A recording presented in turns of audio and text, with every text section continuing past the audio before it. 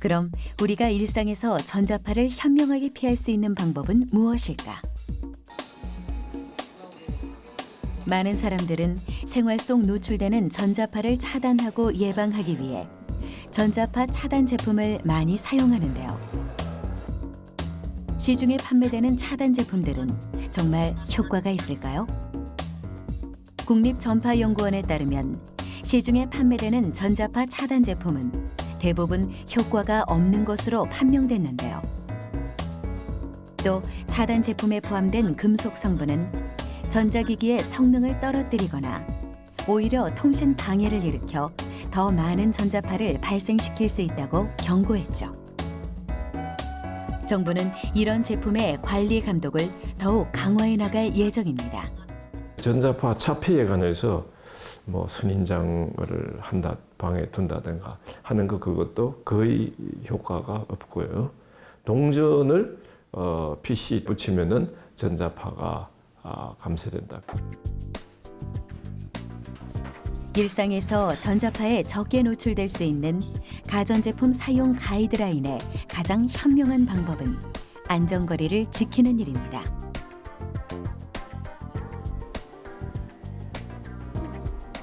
한 예로 전자레인지의 거리별 전자파 발생량을 살펴볼까요?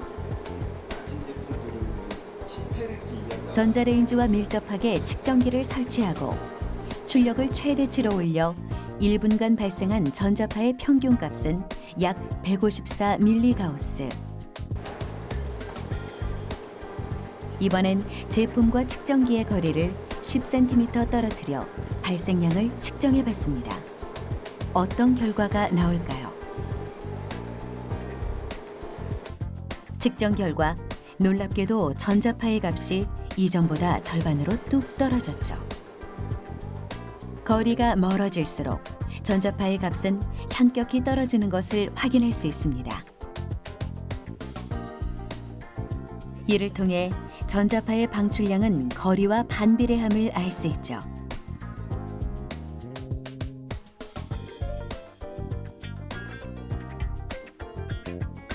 다른 가전제품 또한 마찬가지로 거리에 따라 전자파의 값이 줄었습니다.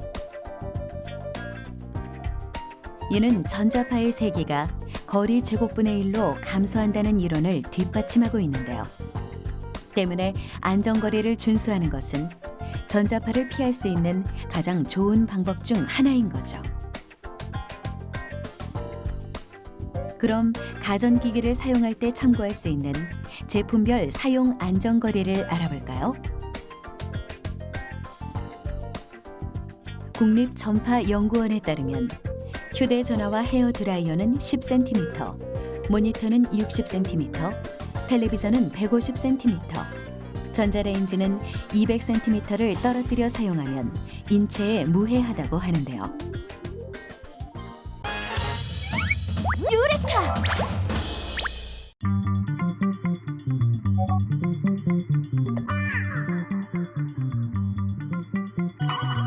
조선시대 미의 기준은 무엇보다도 머리카락이 얼마나 풍성하고 윤이 나는가에 달려 있었다.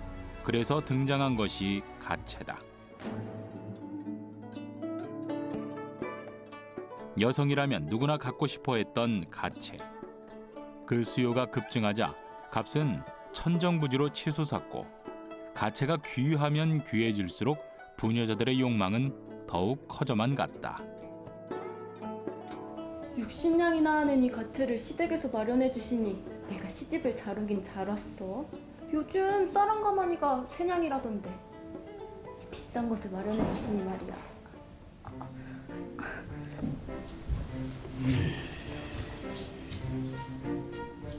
아가, 방 안에 있느냐? 네, 아버님. 너무나도 무거운 가채를 한 어린 신부가 시아버님이 방 안에 들어오자 갑자기 일어서다 머리 무게에 눌려 목뼈가 부러졌다는 일화.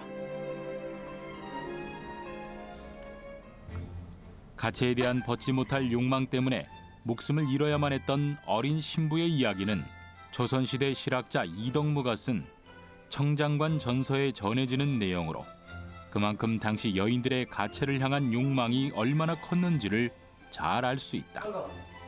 아가 괜찮으냐? 가채의 가격은 부인들의 욕망만큼 점점 치솟아 조선 후기로 가면 중인 계급이 사는 집 12채에 해당될 정도로 사치가 극에 달했다. 유레카!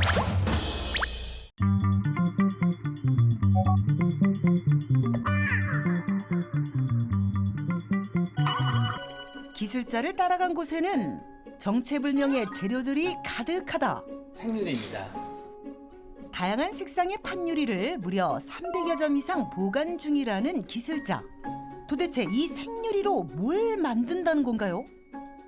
형태에 맞춰서 색을 이제 자르고 그려지고 가마에 굽고 그리고 나서 다시 완전체로 이제 조립을 하게 되면은 그게 이제 하나의 스테인드 글라스 작품이 완성되는 거죠. 형형색색의 유리로 빛이 투과되며 성스러움을 자아내는 스테인드 글라스. 유럽의 건축물에서는 오래전부터 사용되어 온 기법이다. 기술자의 손끝에서도 다양한 작품들이 탄생했다는데 20여 년간 갈고 닦아온 그의 실력을 입증하는 멋진 자태. 신미성은 물론 내구성까지 살려 제작했단다. 벽에 걸린 액자 역시 스테인드 글라스 기법을 사용한 것. 그는 스테인드 글라스에 어떤 매력에 빠지게 된 걸까? 스테인드 글라스의 별명이 빛의 미술과 영혼의 미술인데 이 스테인드 글라스는 한번 만들어지고 나면은 존재성이 영원히 보존이 되고 습도나 기온차, 태양열에 의해서도 절대 변색이나 변형이 되지 않습니다. 빛과 유리로 구현한 예술, 스테인드 글라스의 작업 과정을 살펴보기로 했다. 우선 도안에 맞춰 생유리를 자르는 것이 첫 번째 과정. 선이 유리를 잘라야 될 부분들이죠. 현재 여기 보면 한 200~300개의 조각으로 유리를 다 잘라야 되는 거죠. 과거 사람들은 유리를 물속에 넣고 가위로 자르는 방식으로 형태를 만들었단다. 그에 비하면 특수도구를 사용하는 지금은 훨씬 작업이 수월해졌다는데 하지만 하나의 작품을 만들어내기까지는 여전히 많은 노력이 필요하다. 안전은 물론 효율적인 방안까지 고려해야 하기 때문 유리를 잘라내는 그의 손길이 특히나 조심스럽다. 이 생유리 자체가 워낙 가격이 높고 하기 때문에 최대한 맞게 잘려져야 될 형태에 맞게끔 잘 자르는 게 가장 중요하겠죠. 유리 조각을 들고 어디론가 자리를 옮기는 기술자. 작업실 한편에는 채색용 재료들이 가득한데 자세히 보니 일반 물감과는 다른 것 같다. 이걸로 이제 그림을 안료를 만든 다음에 그림을 그리고 가마에 굽기 위한 광물 안료인 그리잘리아를 칠한 유리는 가마에 굽고 나면 수정이 불가능하기 때문에 더욱 세심하게 작업해야 한단다. 채색을 마친 유리를 가마에 넣는 기술자. 가마의 온도 역시 중요하다는데 광물 안료가 유리에 완전히 달라붙게 하기 위해서는 600도의 온도가 필요해요. 600도 온도가 다다를 때까지 가마에 굽는 거죠. 유리의 형태가 변형되지 않는 적정 온도에서 굽는 것이 관건. 이렇게 안료가 완전히 착색된 유리는 비로소 수백 년을 잇는 생명력을 얻게 된다고. 이제 조각난 유리를 조립할 차례. 도면 위에 퍼즐을 맞추듯 채색된 유리 조각을 하나씩 올리면 이렇게 완성 작품의 대략적인 모습을 확인할 수 있다. 하지만 진정한 마무리 작업이 남아있다고. 다시 하나로 만들어야 되는 과정을 할 때 이걸 납선을 이용하는 거죠. H형 납선의 홈 부분에 유리 조각을 끼운 후 납땜을 하는 방식으로 마무리된다. 멋있죠? 작업 과정 처음부터 끝까지 기술자의 손길이 닿지 않은 곳이 없는데 대형 작품의 경우 작업 기간이 2년 이상 걸리기도 한다고.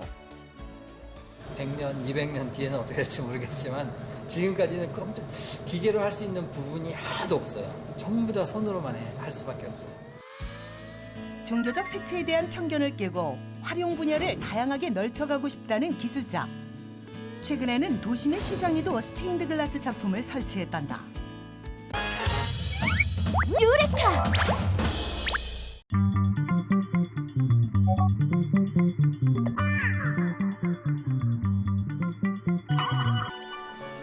소박한 선물 하나를 준비했다는 서정욱 셰프.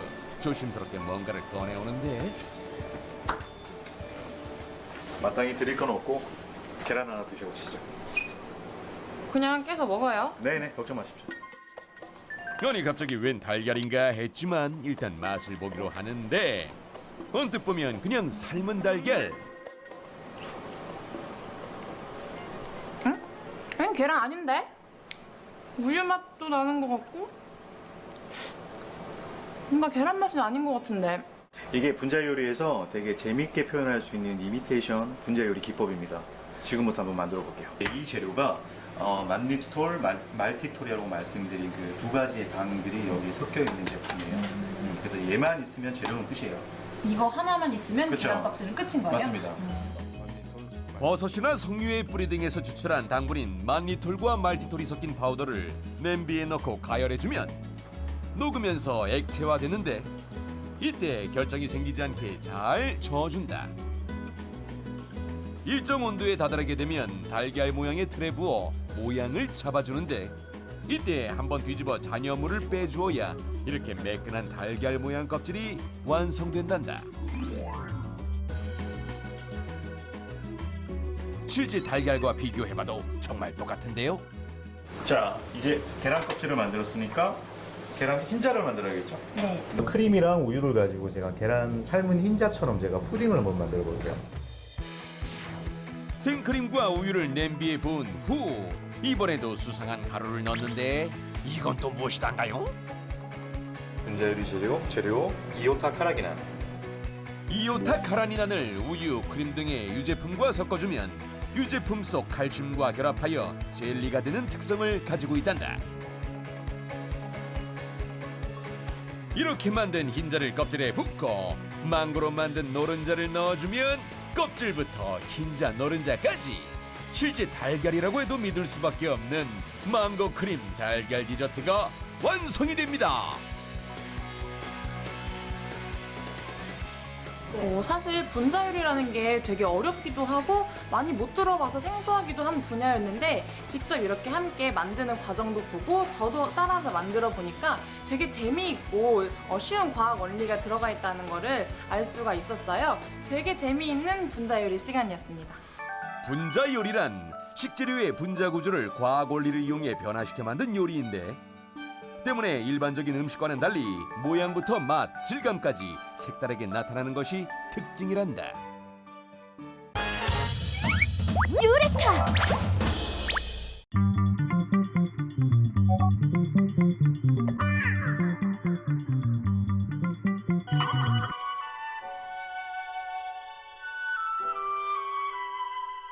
전남 신안군 흑산면. 이곳은 육지와 멀리 떨어져 있어 양반 관료들에게 악명 높은 유배지였다. 문헌상으로는 고려 의종 2년에 정수계가 최초로 흑산도 유배자가 됐다.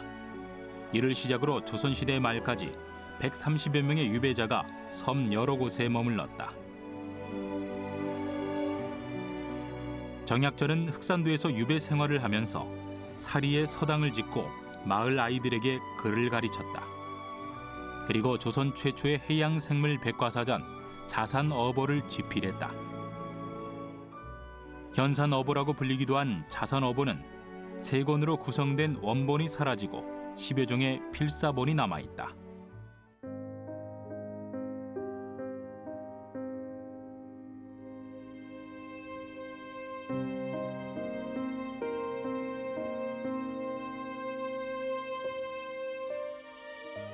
국가의 모든 문헌을 수집하고 정리, 보존하는 국립중앙도서관.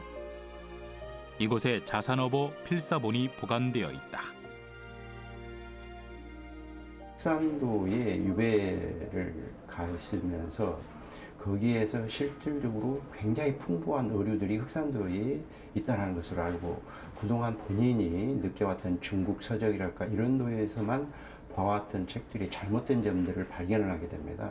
그래서 실질적으로 본인이 하나하나 의료들을 관찰하고 세밀하게 그 지역에 사는 어민들과도 교통을 하면서 이 책 생물학을 기록하고 그 생물들에 대해서 관찰 기록을 해나갔던 걸로 보여집니다.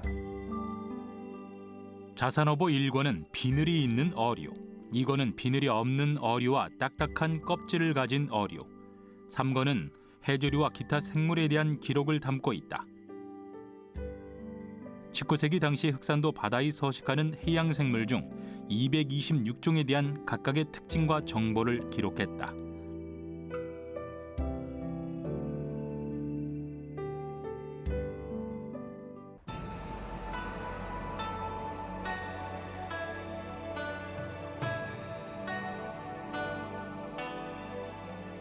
관찰한 사물의 이름을 짓고 비슷한 성질끼리 묶는 것을 박물학이라고 하는데, 정약전은 자산어보에 실린 226종의 해양 생물의 이름을 짓고 체계적으로 분류해서 정리했다.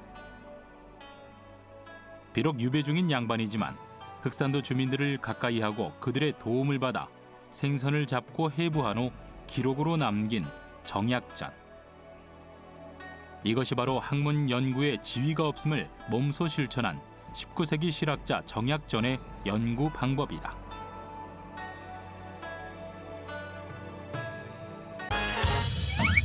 유레카!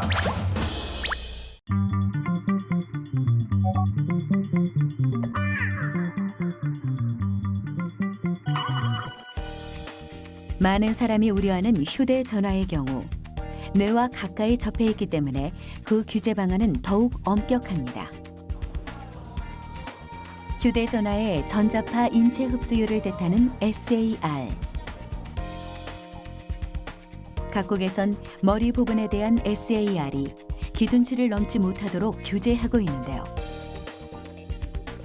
우리나라의 안전 기준에 따른 전자파 흡수율 최대 허용 기준은 미국과 같은 1.6kg/W. 유럽과 일본은 이보다 높은 2.0kg/W를 기준으로 삼고 있죠.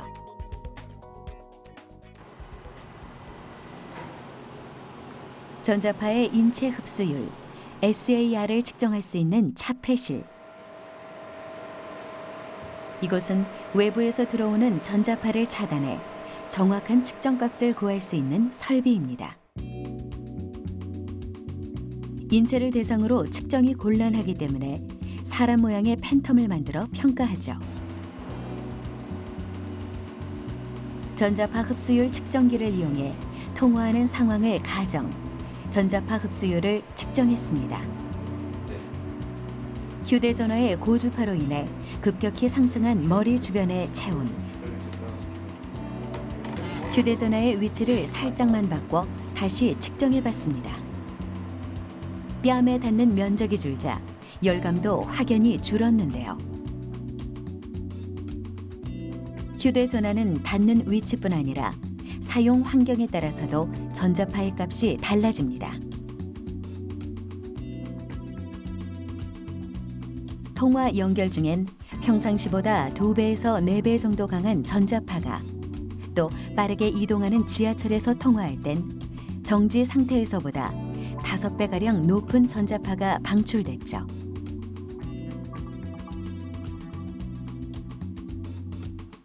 그럼 전자파 노출을 최소화할 수 있는 휴대폰 사용법에 대해 알아볼까요?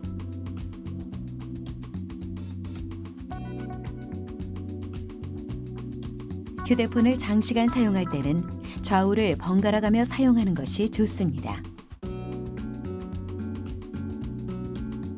또 핸즈프리나 이어폰을 사용하는 편이 전자파 노출을 피할 수 있는 지름길인데요. 통화를 할 때 귀에서 휴대폰을 5mm가량 띄우면 전자파 흡수율이 50% 이상 감소함을 잊지 마십시오. 유레카!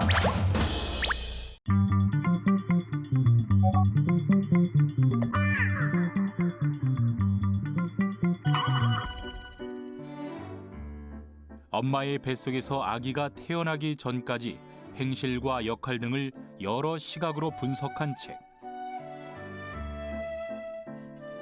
조선 최초의 태교 지침서 태교 신기다.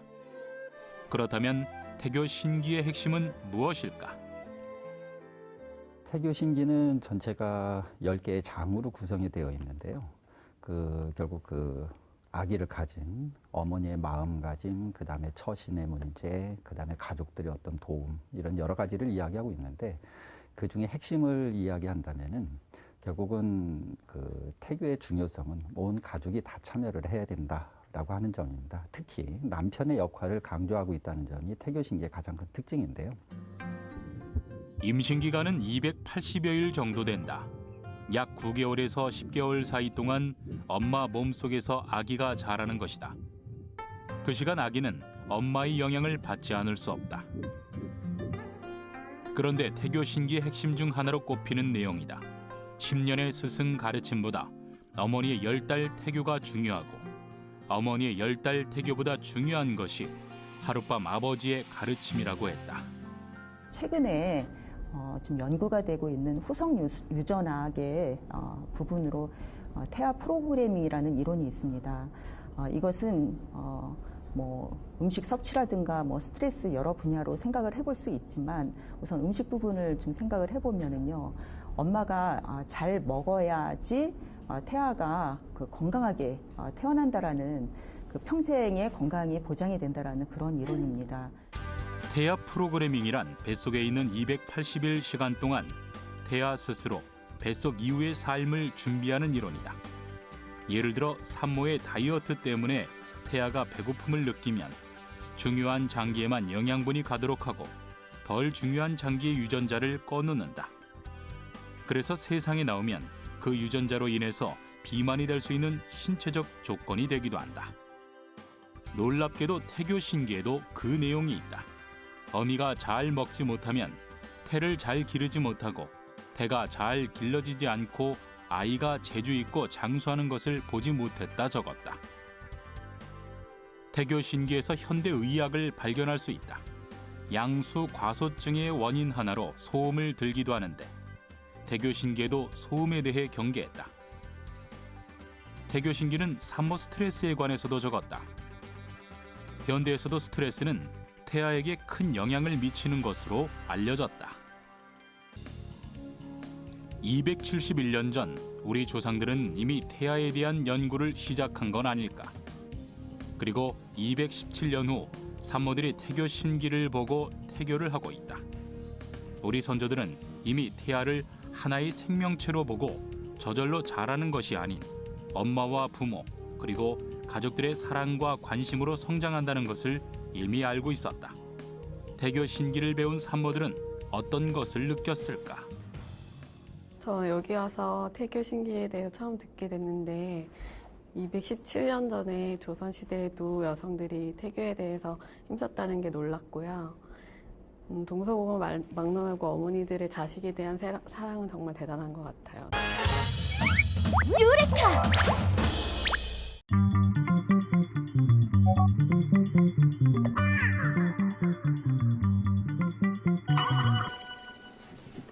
제가 만든 주말의 바다입니다. 눈앞에 바다가 펼쳐진 듯 놀라운 작품. 바다를 통째로 옮겨온 것 같은 모습에 눈을 뗄 수가 없는데, 바다 위에 뜬 섬도 완벽 재현. 안에다가 페인팅을 하고 에폭시를 이렇게 발라서 이렇게 바다의 깊은 느낌이나 음영 느낌을 만들었고요. 조각을 해서 이런 섬의 느낌을 받는 겁니다. 바다 위에 있는 작은 섬 같죠. 이것은 회화적 기법으로 작업을 한 겁니다. 마치 그림 액자처럼 걸려있는 이 작품도 그의 손을 거친 것이란다. 손 안에 바다를 만드는 법이 궁금하다. 그의 작업을 살펴보기로 하는데, 화강암을 쌓기 위한 첫 번째 과정. 지형 같은 게 있어야 되잖아요. 혹은 벽돌 같은 거 있어야 되잖아요. 그런 거 만들 때 이 석고를 이용해서 지형을 만들고 있습니다. 우선 석고와 먹물을 섞은 반죽으로 대략적인 형태를 잡고 건조한다. 그런데 기껏 말린 석고에 사정없이 나이프를 내려치는 기술자. 아니, 지금 뭐 하시는 거예요? 지형이나 바위나 이런 것들이 갖는 특징을 가능한 유사하게 만들기 위한 조각을 하는 겁니다. 작은 것 하나도 놓치지 않는 기술자. 조각하고 남은 석고 가루는 바위 아래 뿌려 더욱 자연스러운 모습을 연출해주고 기본적인 1차 채색이 끝난 후에는 또 한 가지 작업이 필요한데 바로 입체감을 살리기 위한 음영 작업. 튀어나온 부분을 붓으로 이렇게 브러싱을 해주는데 드라이 브러싱이라고 늘 보통 얘기를 하죠. 그렇게 해서 작업을 하면 그 음영 효과가 좀 나타나요. 햇빛의 반사와 풍화작용 등 자연 현상으로 인한 바위의 다양한 변화를 나타내기 위해서는 여러 가지 색을 활용해 본연의 느낌에 가깝게 표현하는 것이 무엇보다 중요하단다. 속이 훤히 보이는 맑은 제주바다. 물감만으로 깊고 얕은 수심을 표현하기가 결코 만만치 않다고. 미니어처를 만들려고 하시는 분들이 힘들어하는 부분이 색칠이에요. 다양한 이제 경험을 통해서 해야 되다 보니까 머릿속으로 그걸 상상을 해야 되거든요.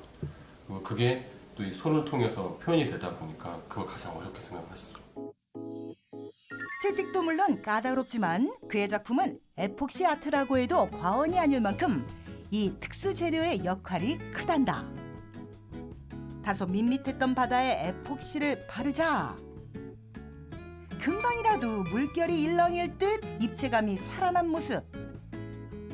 바다 미니어처의 활용 점정. 바다에 부서지는 파도는 겔 미디움이라는 아크릴 보조제를 이용해 표현한다고. 파도의 포말까지 세밀하게 만들어낸 기술자의 작품.